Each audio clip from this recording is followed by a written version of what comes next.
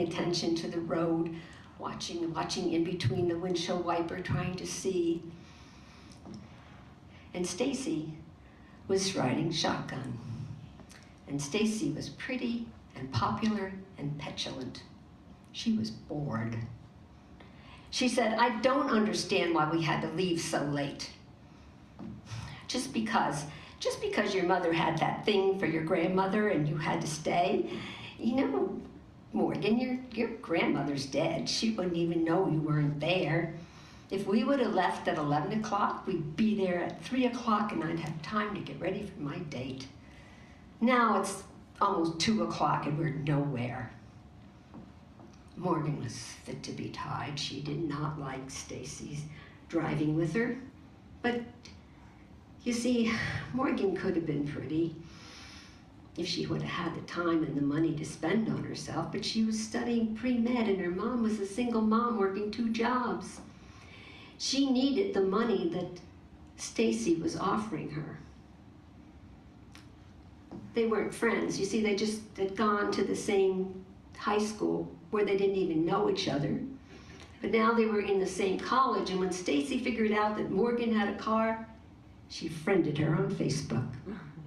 And now every time there was a break, she called up and said, "Hey, I need a ride. What time you leaving?" They made an agreement that Stacy would pay $10 each way. Stacy would not take the bus. The bus, well, it stopped too much. It took longer. And you know, the people on the bus were just so, Now, the reason Morgan didn't care for Stacy was, well, first of all, it was the money. Morgan learned real soon that she had to ask for that $10 up front, because if she waited till they stopped at Starbucks, which Stacy made them do, Stacy would say, oh, I just spent my last this, that, and the other thing. Here's a couple bucks. I'll pay you the rest later. And then she never did. And Stacy never texted Morgan other than when she wanted a ride. She didn't even say hello to her when they were past each other on the campus. But when she got in the car, Morgan was all of a sudden her best friend and had to hear her opinion about everything and everything that was going on in her social life, who she was dating, what was hot, what was not. Stacy had an opinion on everything except one thing. She didn't know what she was going to major in.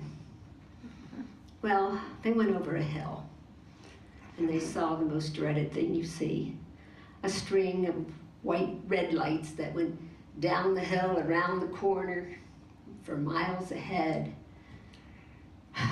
And Stacy said, "Oh, shit."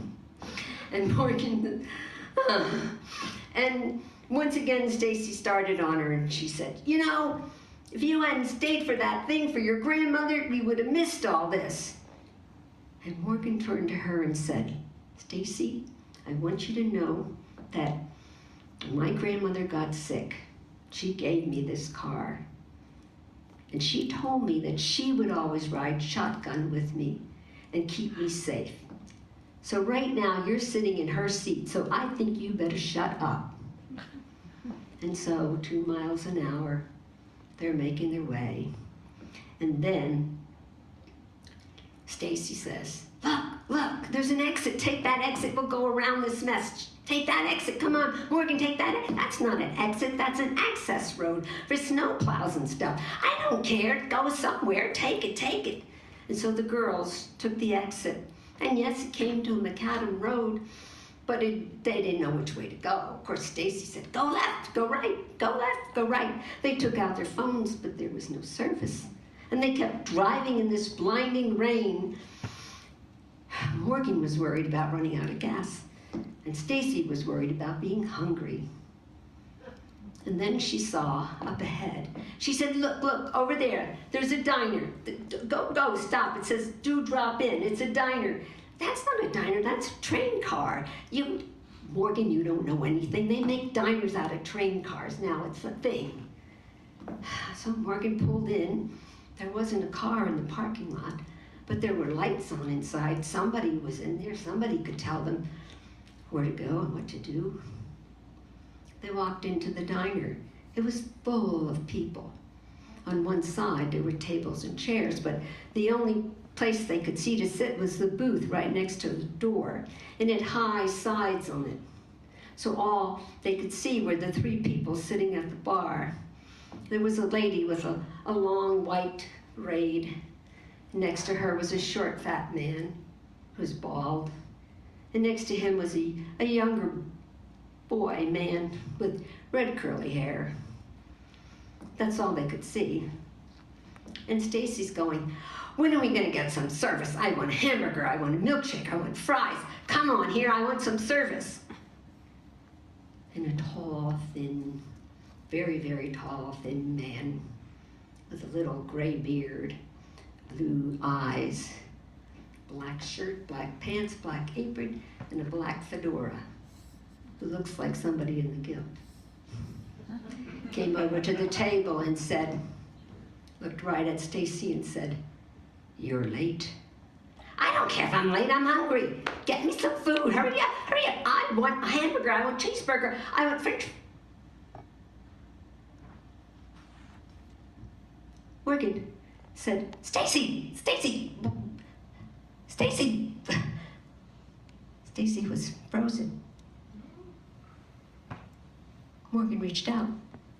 Her hand was ice cold. She couldn't move it. She panicked. She said, "Help, help, is there a doctor in the house? Somebody help me, my friend, I don't know what's wrong with her. She was, help, help." And she looked around and none of the people in the restaurant were moving. There was no food anywhere. People were just sitting there. And the three people at the counter were not moving. And she turned to the man and she said, "What, help me, my friend, what?" And the man looked at her and said, "It isn't your time. You should leave." And she did. She got out and she got in her car. She drove like a mad woman. She had to get help. She had to get help for Stacy. What was going on? She drove and she drove and she drove, and then she saw this great big black thing. It looked like it was coming down the road at her, and it had appendages reaching out with fingers and ready to smash into her car, and she stepped on the brake and she was so scared. And then she heard a voice, "Don't worry, honey, I'm here." And she looked over and next to her and she saw her grandmother. She said, "Morgan, don't be afraid. I'm here. Here, dry your eyes." And she handed her a handkerchief that was crocheted around the edges. That was her grandmother's thing. She crocheted handkerchiefs and gave them for all kinds of presents, Christmas, shower, wedding. And this one was crocheted with a rainbow edge. And she dried Morgan's tears, and she put her arm around her. And Morgan thought, isn't it wonderful that God sends somebody who loves you to take you when it's your time to go?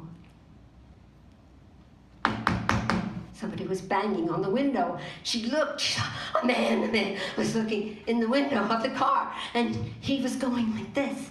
And then she saw he had a badge, and she rolled down the window, and he goes, "Are you all right, miss? Are you all right? We'll get this tree out of the road, and then you can be on your way." And she said, "Do you know where the dewdrop is? You gotta get back there. You gotta get 911. You got my friend Stacy. She's not moving, and you need to help me." "Calm down, young woman, calm down. When's the last time you've eaten?" "I don't know. Yesterday, Sunday." He said, "Listen, it's almost Monday afternoon. Just drive a little bit up the way. There's like an AM, PM gas station. We'll get you a coffee and a donut, and then we'll talk about it." So she drove up there, and she went in, and the officer got her a cup of coffee, and he said, "Is there anybody that's maybe worried about you that you should call?" And she said, "My mother." And she said, "But my phone," and she looked at her phone, and she had 8 messages from her mother saying, "Where are you? How are you? You okay? I'm so sorry about Stacy. Call me, call me." Then she called her mother, and her mother said, "Oh, Morgan, I'm so glad to hear your voice. I was so worried. I don't know where you were or what was going on, and I'm so upset about Stacy. It's such a shame she..." "Mother, what, Mother? I'm all right, I'm all right. What are you talking about, Stacy?" She said, "She took the bus. She didn't want to wait for you. She took the bus. The bus went off the bridge, and everybody in that bus died." Stacy took the bus? Yes, she took the bus. Look at this paper. If there's a paper there, you'll see her picture.